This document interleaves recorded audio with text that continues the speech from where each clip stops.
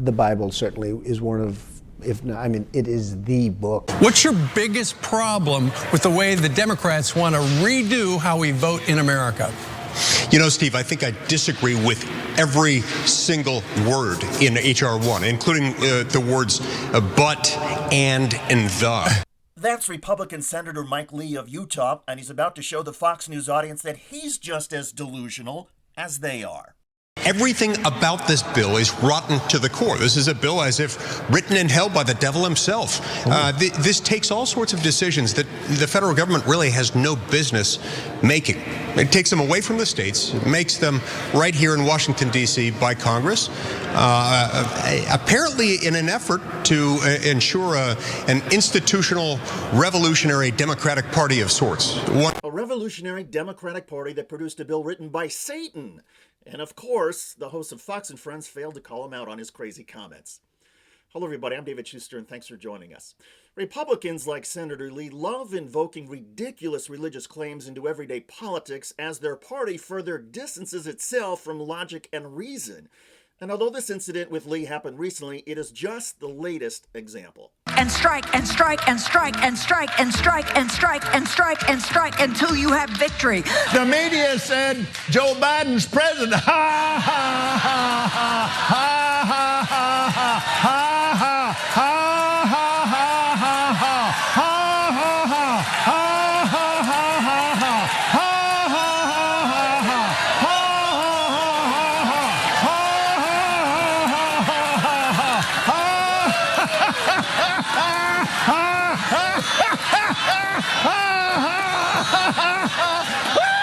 But when it came down to it, it wasn't about doing politics. It was about an assignment to say no to President Trump would be saying no to God. I hear a sound of abundance of rain. I hear a sound of victory. I hear a sound of shouting and singing. I hear a sound of victory. I hear a sound of an abundance of rain. I hear a sound of victory. Let's pray together, may we? At this point, the GOP will need more than prayers. The party is severing all ties to reality. 65% of Americans support the direct payments in the latest COVID-19 relief bill. Approval goes even higher when Americans are given details about what else is in the legislation. And yet, not a single Republican in the House or Senate voted for the relief package. Not one. And in order to justify such political extremism, the language about Democrats is getting more absurd.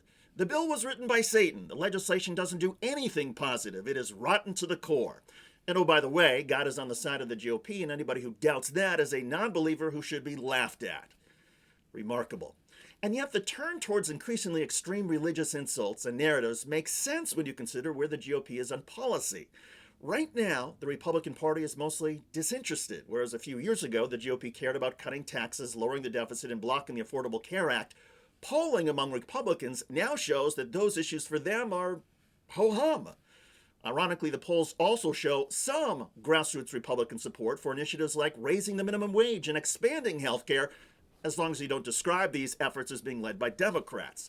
Because what really gets Republicans fired up, according to the polls, is fighting Democrats in general the way Donald Trump did. Portraying this as a religious battle between good versus evil, with the religious right being on the good side and Democrats being evil, while that engages the religious right. So be prepared for more of this extreme religious rhetoric about Democrats seeking the end of America, Armageddon, and all the other insane claims.